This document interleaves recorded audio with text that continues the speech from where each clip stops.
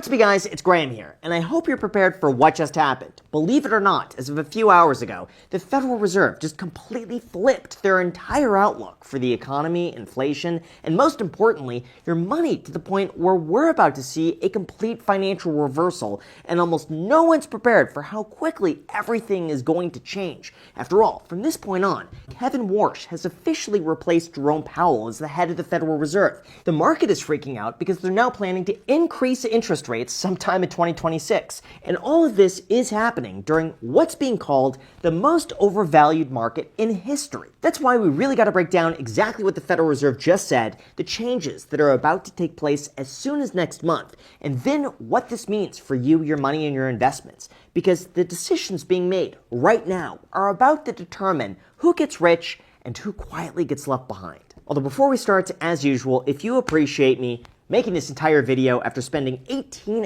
hours flying across the entire world, it would mean the world to me if you hit the like button and subscribed if you haven't done that already. Really means a lot. That's all I ask. And as a thank you for doing that, here's a picture of a bird. So thanks so much, and also a big thank you to Policy Genius for sponsoring this video, but more on that later. Alright, so to bring you up to speed with exactly what's going on, we gotta talk about the one subject that's nearly destroying the value of almost everything in 2026, and that would be, you guessed it, inflation. See, here's what most people don't realize. Even though rising prices were steadily trending downwards over the last few months, inflation has returned back to a 3-year high, with CPI now coming in at a whopping 4.2% increase. Why? Well, when you really dig into the numbers, almost all of the inflation comes down to one source, and that's energy. Like, as you can see, this has nearly doubled in the last 6 months as a result of the conflict throughout the Middle East. And with inflation starting to tear through the value of almost everything, the big question then becomes, what's next? And to look at that, we have to see what's called PPI. For those unaware, this stands for the Producer Price Index, and it measures what businesses pay before they pass on the price to you. Kind of like what's coming down the pipeline. And in terms of the most recent numbers, it was a lot worse than expected. This puts the Federal Reserve in a genuinely impossible spot, because if inflation doesn't come down, they might be forced to raise interest rates to prevent prices from skyrocketing out of control. But if oil falls, then they're going to have to wait and see for another few months before making their next move. Because the moment the deal falls through or something mysteriously happens, oil jumps right back up again. That's why if the Federal Reserve gets this next move wrong, or waits a little longer than necessary, the consequences are going to be felt almost immediately, especially throughout the stock market. First of all, I think it goes without saying that this has been one of the most eventful stock markets that I have seen in years, highlighted by the largest IPO ever in history, SpaceX. However, when it comes to buying into an IPO like this and hopefully making money, here's where things get very interesting. One analysis looked at every single tech IPO over $1 billion since 2010. And on the surface, the returns have been pretty incredible. Like, the average IPO company was up 248% in just 5 years. But the catch here is that the average is skewed up heavily by a few incredible winners, like Shopify and Palantir, which have both increased by thousands of percent.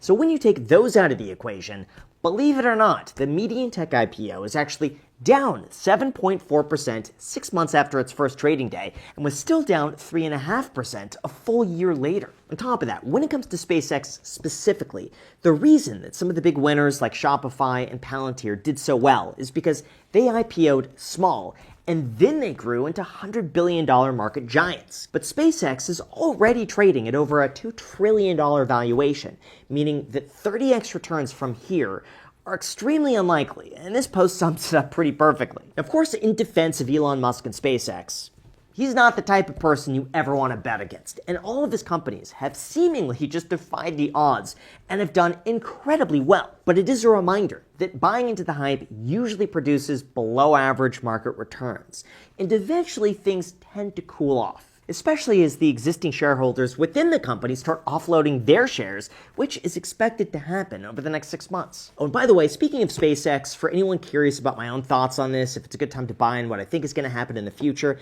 I just posted an update for all the channel members. That video is now live for anyone who wants to see it.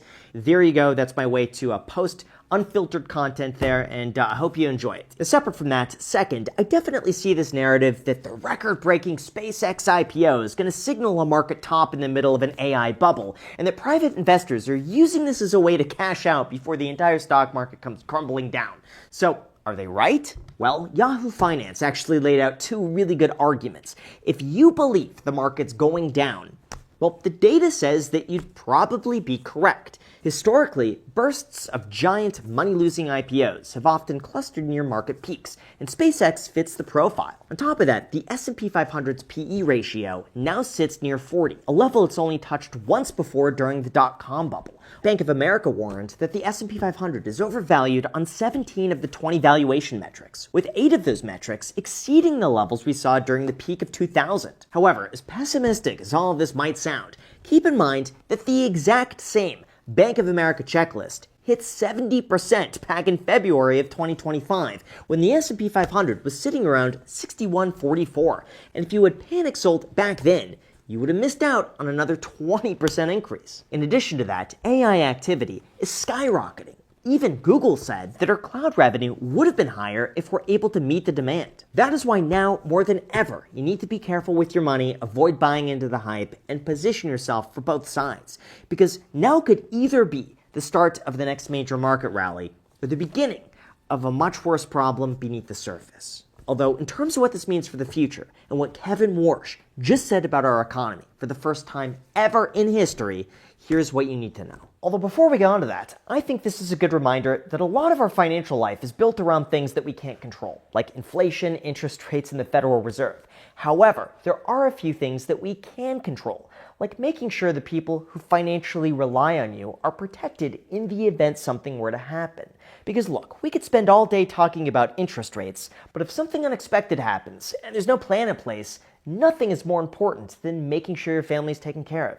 That's why when it comes to planning ahead, our sponsor Policy Genius is there to help. For those unaware, Policy Genius makes it easy to compare life insurance quotes from America's top insurers with just a few clicks to find the coverage that fits your needs and budget. In fact, with Policy Genius, you could find 20-year life insurance policies starting at just $276 a year for $1 million of coverage. On top of that, since life insurance isn't a one-size-fits-all product, Policy Genius lays out all of your options clearly, from coverage amounts, prices, and terms, so there's no guesswork, just clarity. Plus, their team of licensed, award-winning agents work for you and not the insurance companies, so they could walk you through the entire process step by step, answer any questions you have, and help you make decisions with confidence, with thousands of 5-star reviews on Google and Trustpilot. So instead of focusing on whether or not you have the right coverage, if you're overpaying, or if your family would be financially okay if something were to happen, Policy Genius takes that off your plate so that you could focus on what actually matters. All you have to do to get started is just head to policygenius.com/Graham with the link down below in the description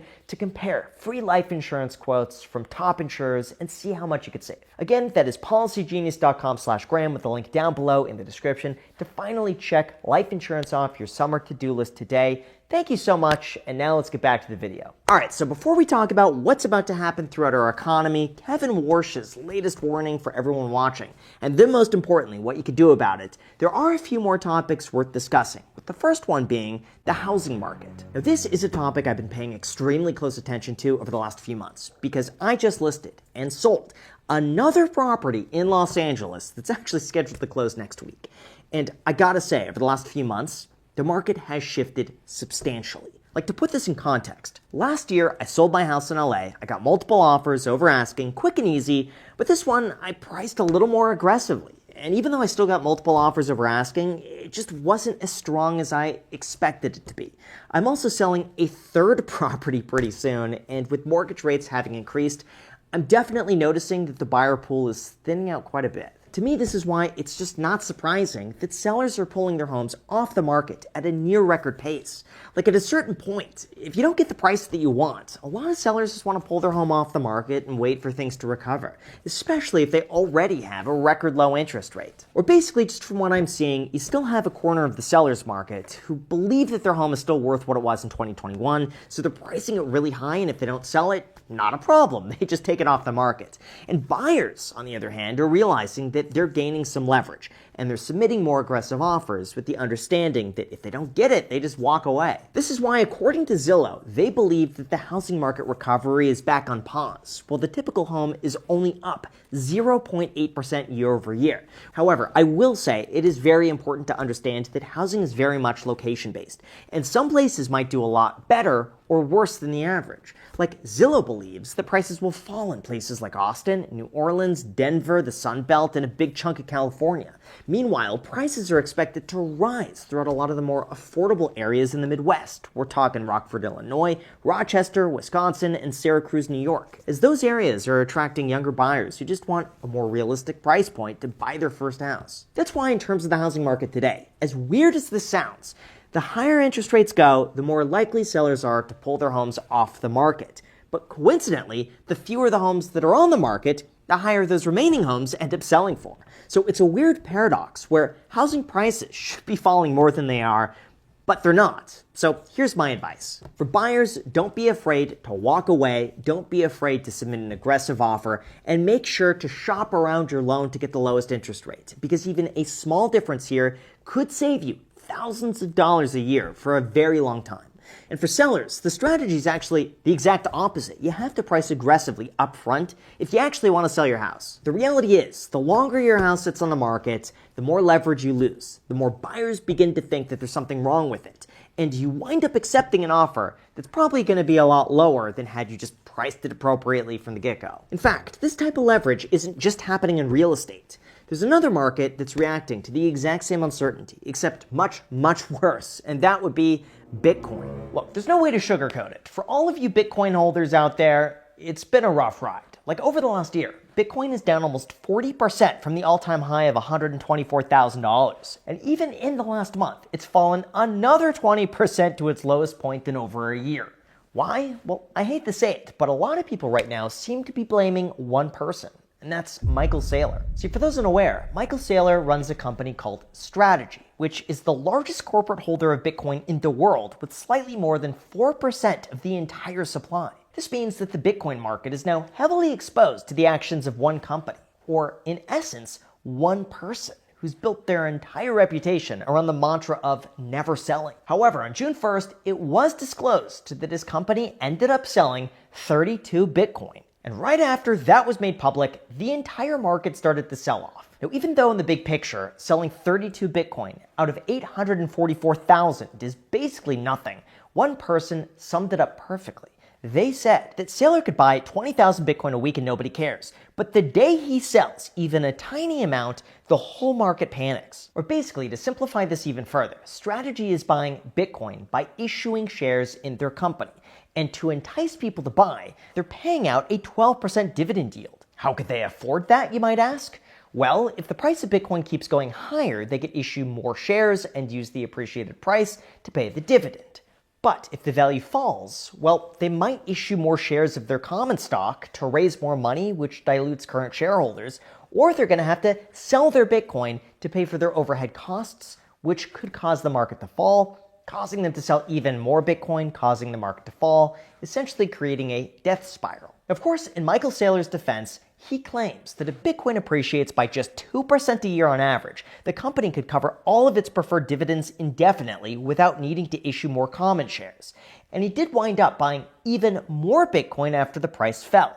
So where do we go from here? Well, even though it doesn't sound as dramatic, the real reason Bitcoin has been falling is because a lot of the excitement and money has been chasing, recently, IPOs, AI, and tech. Bitcoin's also been underperforming over the last 5 years, and people have grown tired of it.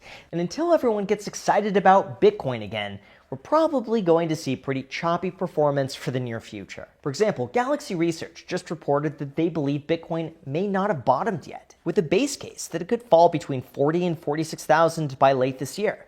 But on the other hand, Standard Chartered believes that the Bitcoin bottom is already in, at 59,000. And Galaxy itself still believes that Bitcoin hits 250,000 by the end of 2027. Although in terms of the main event, the new Fed chair, Kevin Warsh, and why everyone is panicking about what comes next, here is what you need to know. As of a few hours ago, Kevin Warsh officially gave his first speech as chair of the Federal Reserve. And just like Jerome Powell, he reiterated that they are committed to fighting inflation while protecting the broader economy.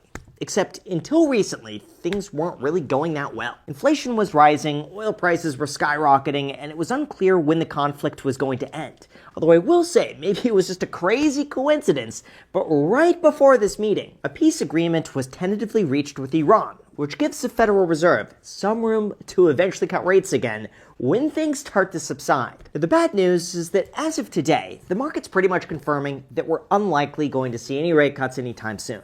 In fact, they've just indicated a potential rate hike sometime this year, and that interest rates are expected to remain much more elevated than all of us were expecting. On top of that, today's the day where we get what's called the Summary of Economic Projections, which basically forecasts where the entire Federal Reserve thinks our economy is heading over the next few years. And in terms of what they just said, like I mentioned earlier, they're now expecting interest rates to increase a little bit in 2026 before falling back down again in 2027 and once again in 2028. They also expect inflation to remain elevated at 3.6% throughout 2026 before eventually falling back down again. Now, funny enough, one of the ways that we could tell where the market's heading in the future is based on what's called the dot plot, where every voting member gives the public full transparency as to what they think is best for the economy.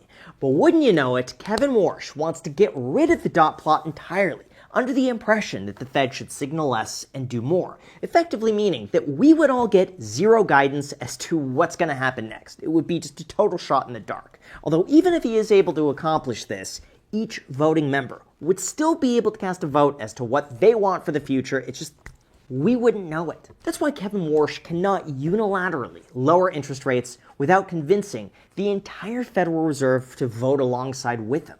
And with Jerome Powell still on the board, it's unlikely that we're going to see any substantial changes until he eventually steps away. However, there are rumors that since Kevin Warsh is Trump's pick, he'll attempt to use that freedom to make his case internally for far-reaching changes at the Fed, all of which I promise I will keep you posted on as long as you're subscribed. Anyway, in terms of my own thoughts about what just happened today and then what you could do about it, here's of course what you came for. Overall, I tend to think that what everyone's saying about Kevin Warsh is a bit dramatic.